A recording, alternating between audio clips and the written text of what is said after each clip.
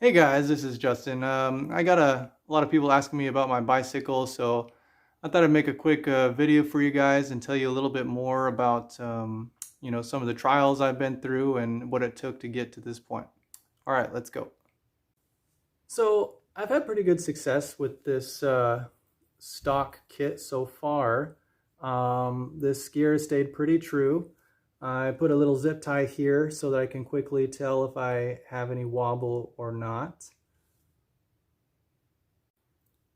And I pretty much double net everything I can so the vibration doesn't try to back anything out on me.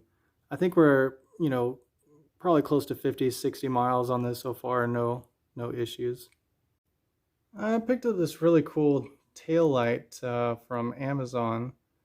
It's got blinkers. It gets brighter when you brake. It's got some auto sensor in there. Also has an alarm feature. We'll show another video about that towards the end. The original kickstand on this bent pretty quick. I had this old kickstand I pulled off another bike in the past, and it's not perfect, but it's pretty strong. It's working so far. I'd like to get one of those double leg kickstands, but because this bike came with a derailleur, the leg on the other side could cause an issue.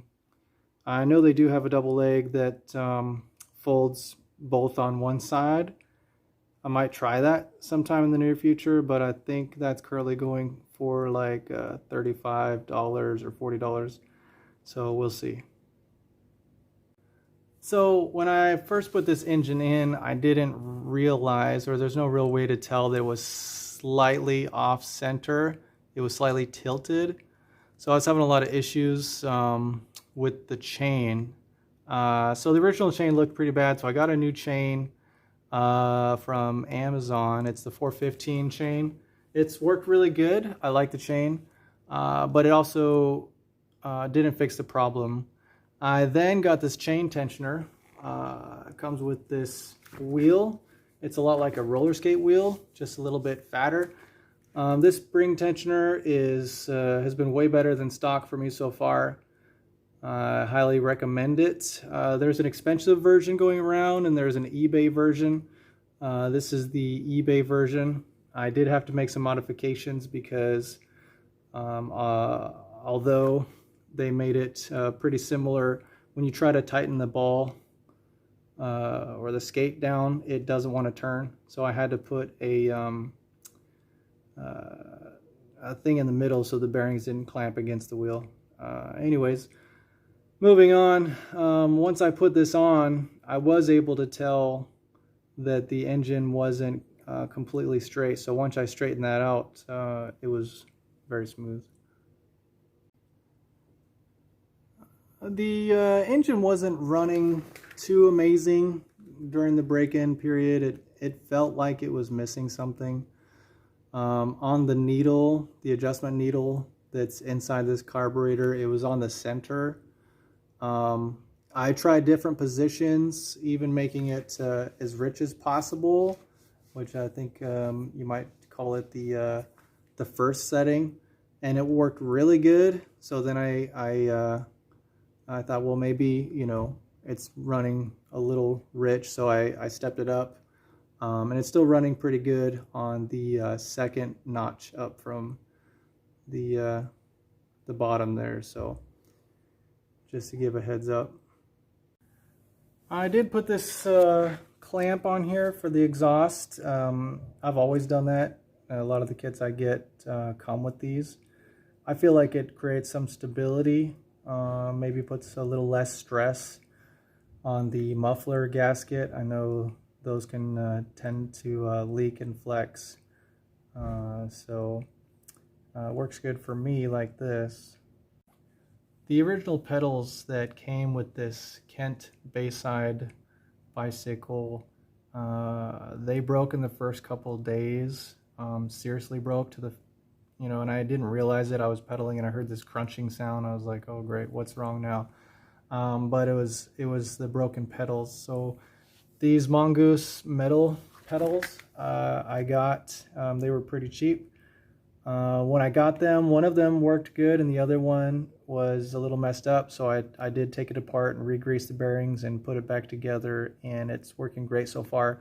It's been a week or two and I haven't had any issues. The pedals are also a little wider than the stock pedals, so that helps.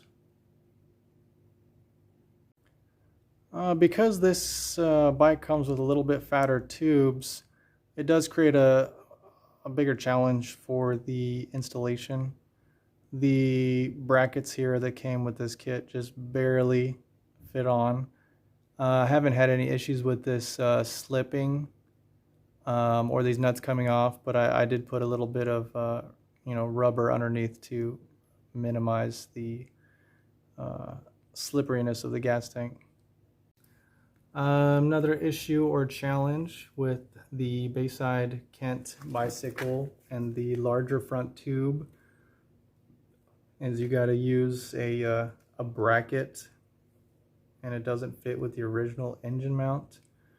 A lot of these brackets come with about 2 inches of inner diameter for that U-bolt.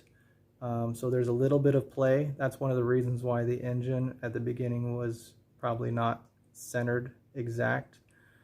I preferred this upside down mount. Personally, I feel like it's a little cleaner and looks good. Also found some nuts that went in pretty well instead of the stock bolts.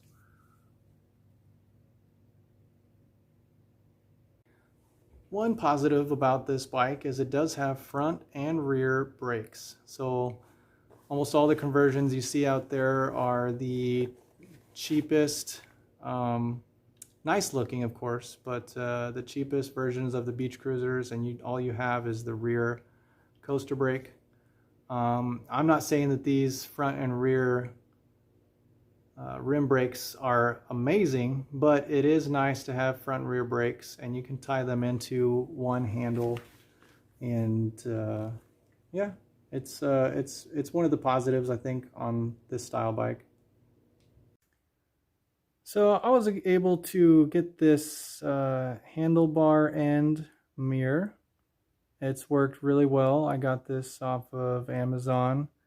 I just cut a little hole in the original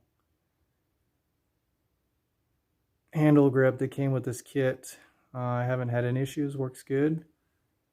This is the controller to the rear light that again I'll talk about a little bit later. And then I like to have this little light here. It actually shines down on the engine, so at nighttime you can see that cool Harley engine. Love it. And then I'm using this for the cell phone holder. It's just a little pack. You can kind of see, just got some zip ties and different things holding that on. Not sure if I'm going to use this forever, but it's working better than the cup holder when I put my phone in it and dropped it. And this is that double brake handle I'm sure you guys all know about. I love it, working great. No issues. Again, I gotta hammer on it like the Hulk to make it work, but it's good. So as you guys probably know, the Kent Bayside Cruiser does come with multiple gears. It's not something that I really needed. I like this because I could convert it into electrical bike and use a hub motor in the back, but you can pretty much set it on whatever gear you want, and you can pull the cable out of it and it'll just sit in that slot. I did have it in the smaller fast gear, but there was some chain line issues when I cranked hard on it, so I moved it up one. I haven't had any troubles yet, but I've only had it like this for about a week on the second gear, so I'm hoping that fixed it. All right, let's go ahead and show you that tail light I was telling you guys about. We'll do a demo. Turn it on. It's got the blinky phasing in and out, some shimmering.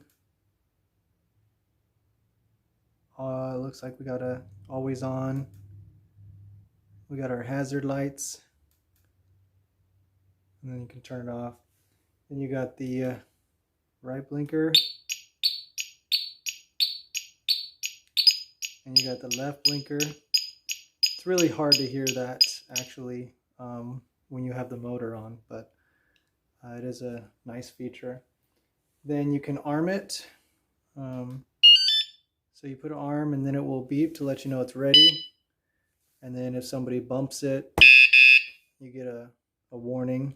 And then if they bump it again or try messing with it, it's got a pretty loud sound. So that's kind of nice. I like it. Well, that's pretty much it, guys. Hope you've enjoyed the video. This is the third motorized bicycle I've made so far. I know more people are going to be looking into them with gas prices and the popularity of bicycles.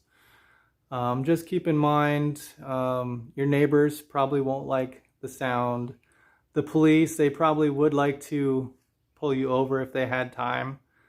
You know, obviously these little engines, they use oil and gas and they're noisy. So, but at the end of the day, you know, it's fun. It's nice to have a bicycle that you can pick up, that you can drive miles and miles. And if you really wanted to, you could fill up at a gas station and drop an ounce or two of oil and shake your bike around and keep going. But anyways, take care, guys. Drive safe.